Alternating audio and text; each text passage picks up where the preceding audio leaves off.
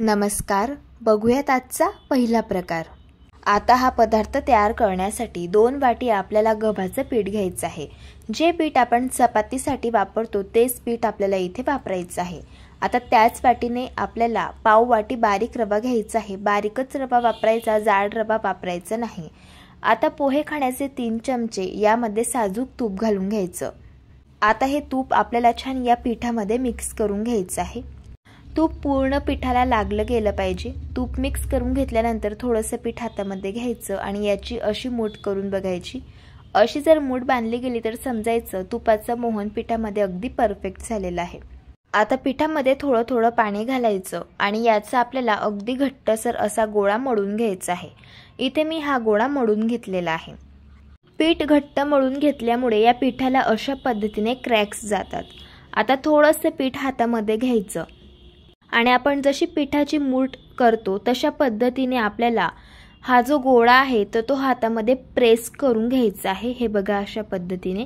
आणि असेच गोळे आपल्याला आता तयार करून घ्यायचे आहे। इथे मी हे सर्व गोळे तयार करून घेतले। आता आपण यांना फ्राय करून घेऊयात। इथे मी तेल गरम करून घेतलंय। आता यामध्ये आपण हे तयार करून घेतलेले गोळे घालून घेऊयात। याला आपल्याला गॅसच्या मीडियम फ्लेमवरती हलक्या गुलाबी रंगावरती फ्राय करून घ्यायचं आहे। हे गोळे अजिबात गॅसच्या हाय फ्लेमवरती फ्राय करायचे नाहीत, नाहीतर हे आतून कच्चे राहू शकता। त्यामुळे गॅसच्या मीडियम फ्लेमवरती यांना फ्राय करून घ्यायचं। इथे मी हे गोळे फ्राय करून घेतले आणि हे गोळे फ्राय करण्यासाठी 6 ते 7 मिनिटे एवढा कालावधी लागतो। आता आपण यांना काढून घेऊया। अशाच पद्धतीने आपल्याला सर्व गोळे हे फ्राय करून घ्यायचे आहे। इथे मी हे गोळे फ्राय करून घेतलेले आहे। आता हे पूर्णपणे थंड झाल्यावरती आपल्याला हाताने अशा पद्धतीने यांना तोडून घ्यायचं आहे। आता आपण याला बारीक करून घेऊया। त्यासाठी मिक्सरचं भांडं घ्यायचं आणि यामध्ये आपल्याला याला घालून घ्यायचं आहे। याला मिक्सरमध्ये आपल्याला फिरवून घ्यायचं आहे। तर हे बघा, आपल्याला याला जास्त बारीक करायचं नाही। जसा आपला जाड रवा असतो तशा पद्धतीचं रेवाड टेक्स्चर याचं असायला हवं, इतपत याला आपल्याला मिक्सरमध्ये फिरवून घ्यायचं आहे। हे बघा अशा पद्धतीने। इथे आज आपण चुरमा लाडू बनवणार आहोत, तर त्यासाठी आपल्याला हे तयार करून घेतलेलं मिश्रण गाळून घ्यायचं आहे। असं हे मिश्रण गाळून घेतल्यामुळे जर यामध्ये काही मोठे पीसेस राहिले असेल तर ते सुद्धा वेगळे होतात। इथे मी याला छान गाळून घेतलेलं आहे। तुम्ही बघू शकता इथे जे मोठे पीसेस उरलेले आहे, आता याला देखील आपल्याला मिक्सरमध्ये घालायचं आहे आणि बारीक करून घ्यायचं आहे आणि नंतर गाळून घ्यायचं आहे। हे बघा, इथे मी याला छान गाळून घेतलेलं आहे आणि मस्त छान असं एकसारखं हे आपल्याला मिश्रण मिळालेलं आहे। जसं आपला बारीक रवा असतो तशाच पद्धतीचं हे मिश्रण आहे। आता यामध्ये आपल्याला पाव वाटी कडकडीत गरम करून घेतलेलं तूप घालून घ्यायचं आहे। असं तूप घातल्यामुळे हे लाडू अगदी छान मऊ लुसलुशीत तयार होतात आणि तोंडात टाकताच विरघळतात। आता तूप फार गरम आहे, त्यामुळे आपल्याला सुरुवातीला याला चमच्याने मिक्स करून घ्यायचं आहे आणि मिश्रणानंतर थोडं थंड झाल्यानंतर याला हाताने मिक्स करून घ्यायचं। एक गोष्ट लक्षात ठेवायची, तुपाचा फ्लेवर पूर्णपणे या मिश्रणाला लागला गेला पाहिजे। याला मी छान मिक्स करून घेतलेलं आहे आणि तुम्ही बघू शकतात अगदी दाणेदार असं हे मिश्रण तयार झालेलं आहे। आता इथे मी कढई गरम करायला ठेवलेली आहे। यामध्ये आपल्याला पुन्हा 2 छोटे चमचे साजूक तूप घालून घ्यायचं आहे। आता तूप आपल्याला गरम करून घ्यायचं आहे आणि यामध्ये आपल्याला 1 वाटी गूळ घालून घ्यायचा आहे। ज्या वाटीने आपण गव्हाचं पीठ घेतलं होतं त्याच वाटीने इथे मी 1 वाटी गूळ घेतला। गूळ आपल्याला फक्त विरघळून घ्यायचा आहे, गुळाचा अजिबात पाक बनवायचा नाही। हे बघा, गूळ इथे आता विरघळलेला आहे। आता गॅस बंद करून घ्यायचा आणि हे गरम गरम गुळाचं मिश्रण आपल्याला या तयार करून घेतलेल्या मिश्रणामध्ये घालून घ्यायचं आहे। 2 वाटी गव्हाच्या पिठासाठी 1 वाटी गूळ हे अगदी परफेक्ट प्रमाण आहे। आता यामध्ये आपल्याला बारीक कापून घेतलेले काजू आणि बदामाचे काप घालून घ्यायचे आहे। पाव चमचा यामध्ये वेलची पावडर घालून घेऊया आणि हे सर्व जिन्नस आपल्याला चमच्याने सुरुवातीला मिक्स करून घ्यायचे आहे, कारण गुळाचा पाक फार गरम आहे त्यामुळे। थोडंसं हे मिश्रण थंड झाल्यानंतर लगेच आपल्याला हे सर्व मिश्रण हाताने मिक्स करून घ्यायचं आहे। हे बघा अशा पद्धतीने आणि लगेच याचे लाडू वळायला घ्यायचे आहे। ज्या साईजचा लाडू बनवायचा असेल तेवढं मिश्रण हातामध्ये घ्यायचं आणि त्याचा आपल्याला अशा पद्धतीने गोलाकार लाडू बनवून घ्यायचा आहे। इथे मी हा लाडू तयार करून घेतलेला आहे आणि तुम्ही बघू शकता छान असा गोलाकार हा चुरमा लाडू तयार झालेला आहे। दिसायला एवढा सुंदर दिसतो, त्यापेक्षा चवीला अगदी छान लागतो। अशाच पद्धतीने मी हे सर्व लाडू तयार करून घेतले। हे लाडू आपण गव्हाच्या पिठापासून बनवलेले आहेत, त्यामुळे हे लाडू भरपूर सारे प्रोटीन्स आणि फायबरयुक्त तयार होतात आणि चवीला तर हे लाडू अतिशय भन्नाट लागतात, तोंडात टाकताच विरघळतात। अशा पद्धतीने तुम्ही एकदा ट्राय करून बघा। प्रकार क्रमांक 2। आता हा पदार्थ तयार करण्यासाठी कढईमध्ये आपल्याला 2 छोटे चमचे तेल घालून घ्यायचे। तेल गरम झालं, यामध्ये 1 चमचा जिरं घालायचे। जिरं तडतडल्यानंतर पाव चमचा यामध्ये हिंग घालून घ्यायचा आहे। 1 चमचा यामध्ये आपल्याला हिरव्या मिरचीचा ठेचा घालायचा आहे। तिखट आवडीप्रमाणे तुम्ही कमी जास्त करू शकता।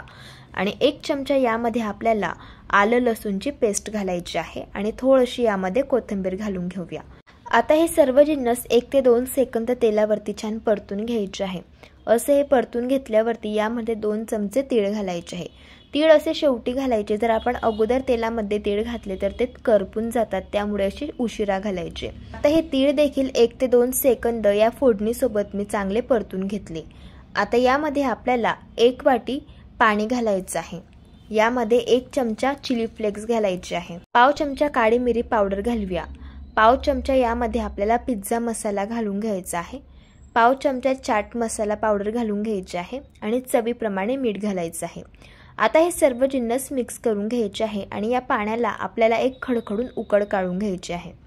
इथे मी या पाण्याला खडखडून एक उकळ काढून घेतलेली आहे। आता यामध्ये आपल्याला गव्हाचं पीठ घालायचं आहे। ज्या वाटीने आपण पाणी घेतलं होतं त्याच वाटीने 1 वाटी इथे गव्हाचं पीठ घेतलं। थोडं थोडं पीठ असं पाण्यामध्ये घालायचं आणि मिक्स करून घ्यायचं, म्हणजे पिठाच्या गुठळ्या यामध्ये होत नाही। आता उरलेलं जे पीठ आहे तर ते सुद्धा यामध्ये घालून घेतलं। याला मिक्स करून घ्यायचं आहे।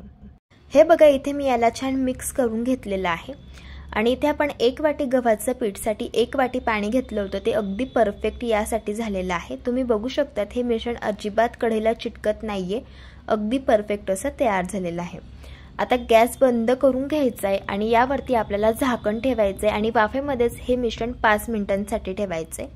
5 मिनिटांनंतर बघू शकता छान यावरती एक वाफ आलेली आहे।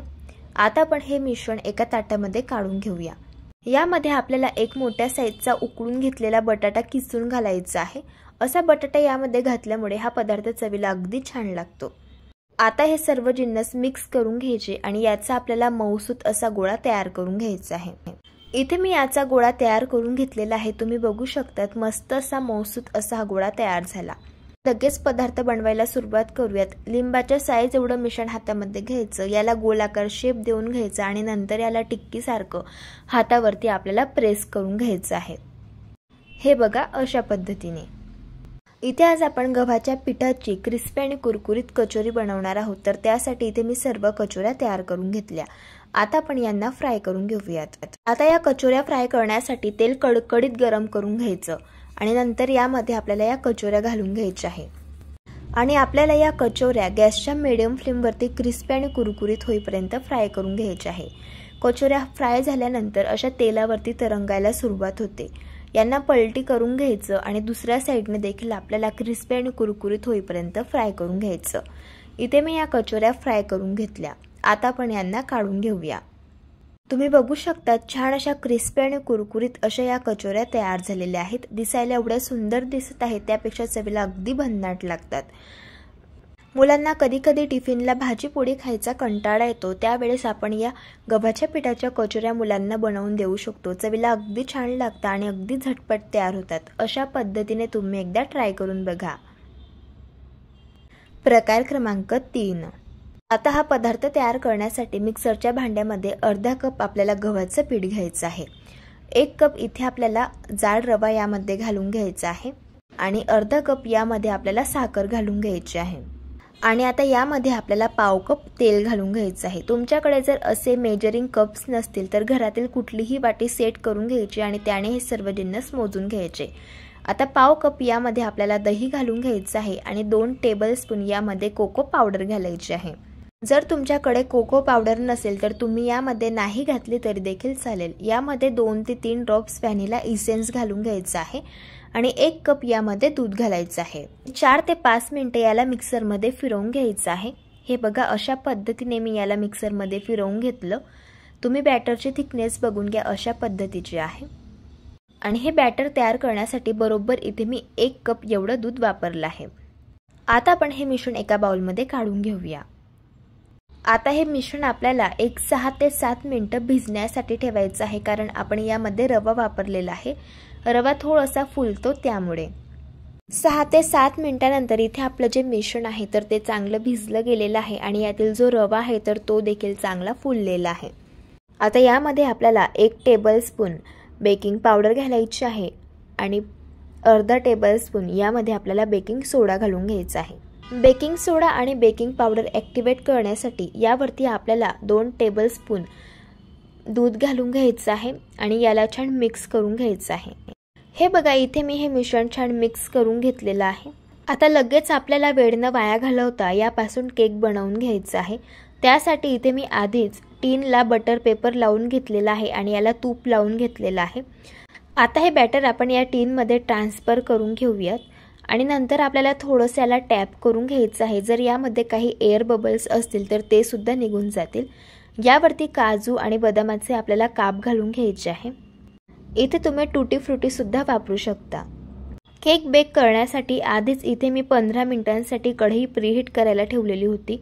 यामध्ये तळाला थोडंसं मीठ घातलेलं आहे आणि एक रिंग ठेवलेली आहे. आता यावरती आपल्याला हा केकचा टीन ठेवायचा आहे, झाकण ठेवायचं आणि 30 ते 35 मिनिटं आपल्याला हा केक बेक करून घ्यायचा आहे.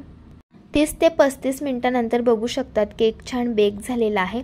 आता याला चेक करून घेऊयात. टूथपिक अगदी क्लीन निघालेली आहे, याचा अर्थ केक चांगला बेक झालेला आहे. आता हा केक पूर्णपणे थंड करून घ्यायचा आणि नंतर आपल्याला अशा पद्धतीने डिमोल्ड करून घ्यायचा आहे. यावरचा जो बटर पेपर आहे तर तो देखील आपल्याला अशा पद्धतीने रिमूव्ह करून घ्यायचा आहे. आता आपण केक कट करून घेऊयात. हा केक आपण गव्हाच्या पिठापासून तयार केलेला आहे, त्यामुळे हा केक भरपूर सारे प्रोटीन्स आणि पौष्टिकयुक्त तर तयार होतोच. आणि तुम्ही बघू शकतात केक अगदी छान मऊ, लुसलुशीत आणि स्पंजी आणि सॉफ्ट असा तयार झालेला आहे. केकला जाळी सुद्धा खूप सुरेख पडलेली आहे. तुम्ही अशा पद्धतीने एकदा ट्राय करून बघा. प्रकार क्रमांक 4. तर एका ताटामध्ये 1 वाटी आपण गव्हाचं पीठ घालूयात. यामध्ये पाव चमचा चिली फ्लेक्स घालायची आहे, पाव चमचा लसूणची पेस्ट, चवीप्रमाणे मीठ घालूयात आणि बारीक कापून घेतलेली कोथिंबीर घालायची आहे. आता थोडं थोडं पाणी घालून आपल्याला याचा गोळा मळून घ्यायचा आहे. इथे मी पीठ छान मळून घेतलेलं आहे. जसं चपातीचं पीठ असतं तशाच प्रकारे हे पीठ मळून घ्यायचं आहे. इथे आज आपण चीज गार्लिक पराठा तयार करणार आहोत, तर त्यासाठी हे पीठ आपण 5 मिनिटांसाठी मुरवत ठेवूयात. चीज पराठा तयार करण्यासाठी पाव वाटी इथे मी मोझरेला चीज घेतलेला आहे. इथे तुम्ही प्रोसेस चीज सुद्धा वापरू शकतात. पाव चमचा लसूणची पेस्ट घालूयात, पाव चमचा चिली फ्लेक्स घालायची आहे आणि बारीक कट करून घेतलेली कोथिंबीर घालायची आहे. यामध्ये मीठ घालायची गरज पडत नाही, कारण ऑलरेडी चीजमध्ये मीठ असतं त्यामुळे. आता हे सर्व जिन्नस मिक्स करून घेऊयात. इथे आपली चीजची स्टफिंग तयार झाली आहे.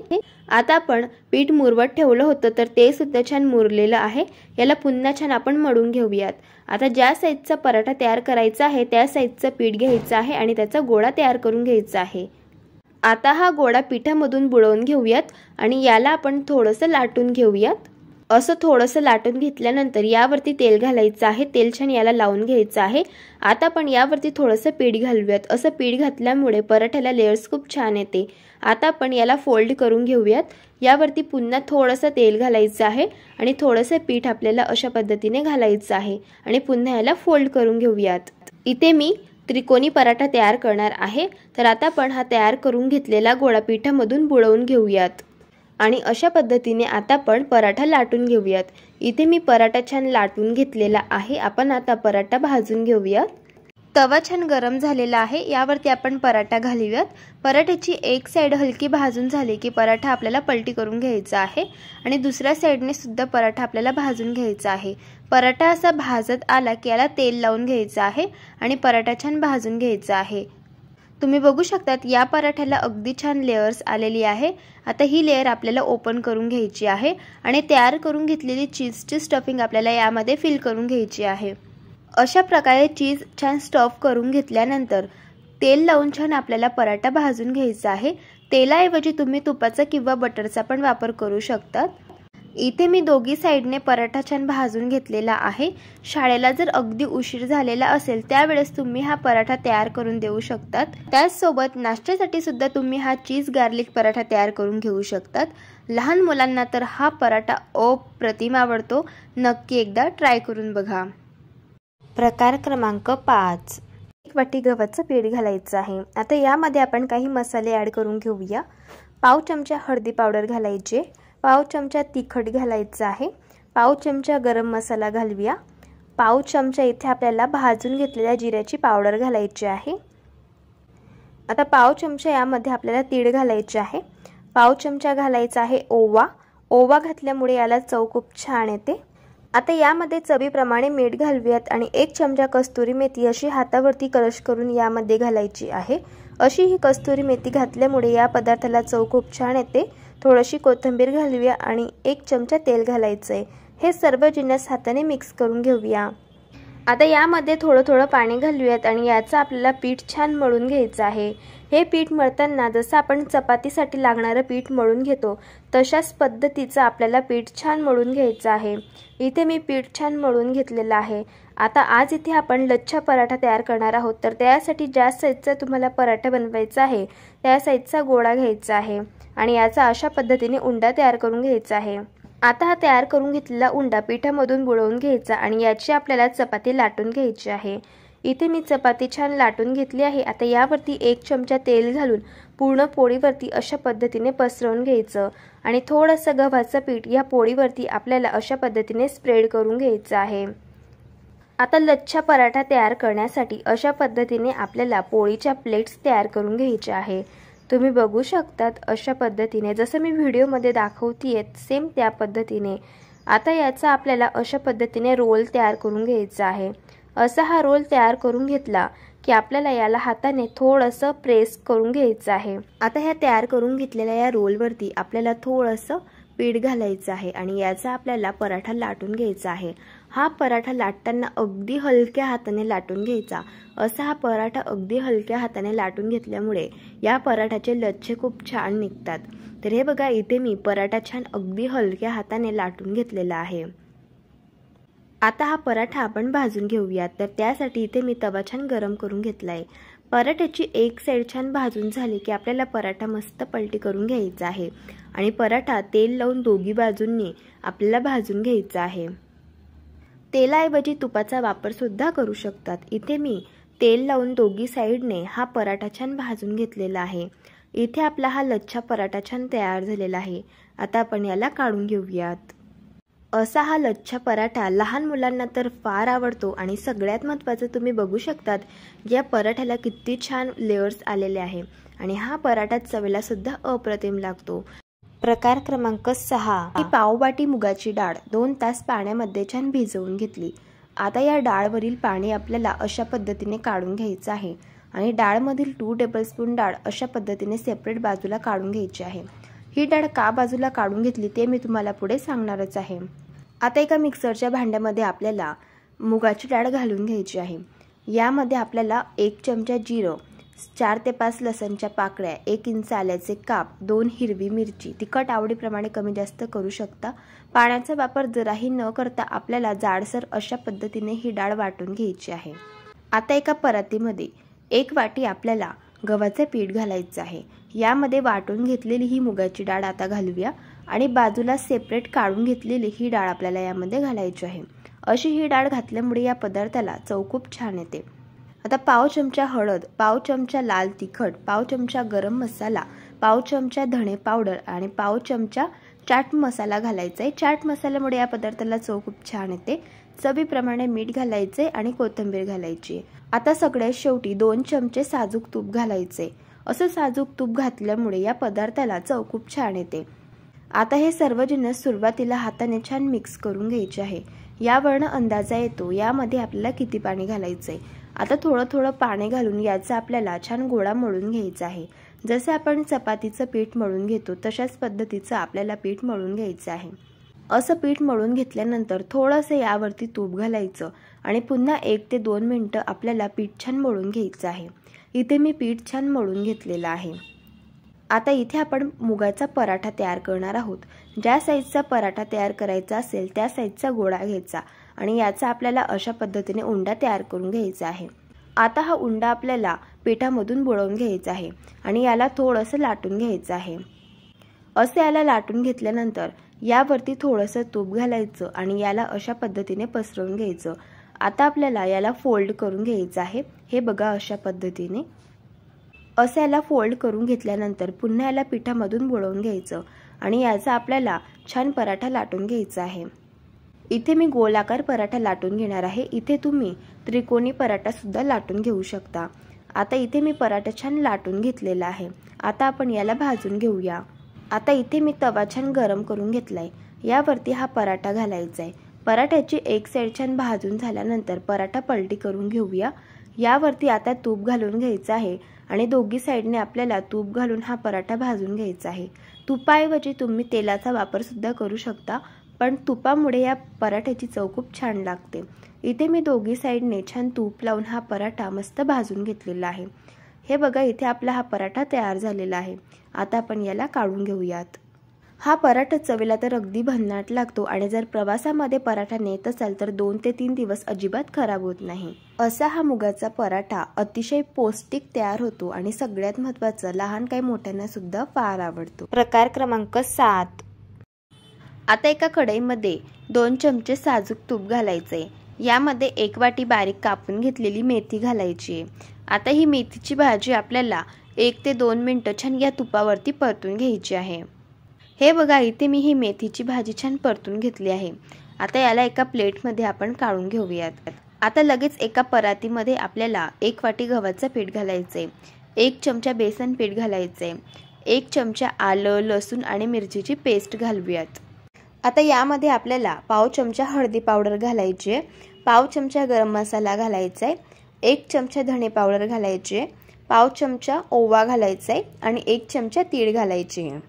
आता यामध्ये आपण 2 चमचे दुधावरची साय घालूयात। अशी ही दुधावरची साय घातल्यामुळे या पदार्थाला चव खूप छान येते। आता ही तुपावरती परतून घेतलेली मेथीची भाजी घालायची आहे आणि बारीक कापून घेतलेली कोथिंबीर घालायची आहे। चवीप्रमाणे मीठ घालायचं आहे आणि हे सर्व जिन्नस हाताने सुरुवातीला मिक्स करून घ्यायचे आहे। आता यामध्ये थोडं पाणी घालून आपल्याला याचं पीठ मळून घ्यायचं आहे।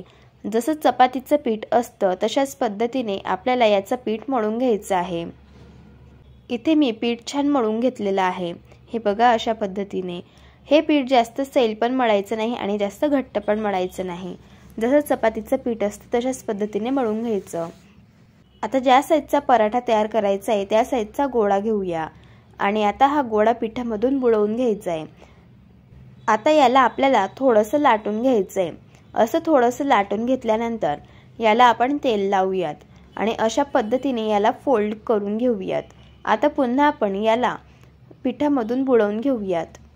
आता याचा आपल्याला हा पराठा छान लाटून घ्यायचा आहे। इथे मी पराठा छान लाटून घेतलेला आहे। आता आपण पराठा भाजून घेऊयात। इथे मी तवा छान गरम करून घेतलेला आहे। आता यावरती पराठा घालूयात। पराठ्याची एक साइड छान भाजून झाली की पराठा पलटी करून घ्यायचा आहे आणि यावरती आपल्याला तेल लावून घ्यायचं आहे आणि असं तेल लावून आपल्याला हा पराठा छान भाजून घ्यायचा आहे। तेलाऐवजी इथे तुम्ही तुपाचा वापर सुद्धा करू शकतात। तुपामुळे या पराठ्याला चव खूप छान येते। असं दोघी साइडने तूप लावून आपल्याला हा पराठा छान भाजून घ्यायचा आहे। तर इथे आपला पराठा मस्त मी भाजून घेतलेला आहे। आता आपण याला काढून घेऊयात। तर तयार झाला इथे आपला हा चटपटीत असा मेथीचा पराठा। जर तुम्हाला आजच्या या सर्व रेसिपीज आवडल्या असेल तर रेसिपीला लाईक करा, चॅनलला सबस्क्राईब करा आणि शेजारील बेल आयकॉन प्रेस करायला विसरू नका। व्हिडिओ जास्तीत जास्त शेअर करा। तर चला भेटू एका मस्त अशा चमचमीत रेसिपी सोबत। तोपर्यंत धन्यवाद।